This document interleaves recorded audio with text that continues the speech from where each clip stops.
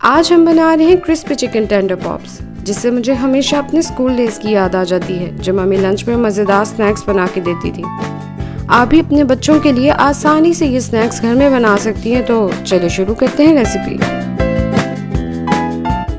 ایک باؤل میں پھینٹا ہوا انڈا، 2 ٹیبل اسپون سویا ساس، ½ table spoon lemon juice, 1 T spoon martial foods red chilli powder, 1 table spoon لہسن powder, 1 table spoon oregano, ½ T spoon کالی مرچ، 1½ T spoon martial food salt, 1 table spoon میدا اور 2 table spoon کارن floor شامل کر کے اچھے سے مکس کریں۔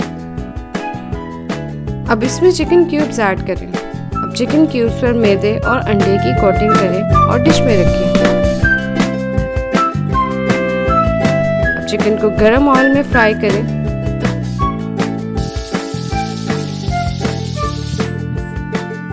اور سرو کریں۔ یم! مزید ٹیسٹی ریسیپیز کے لیے ہمارے فیس بک پیج کو لائک اور یوٹیوب چینل کو سبسکرائب کریں۔ مارشل فوڈز، ذائقے زندگی کے۔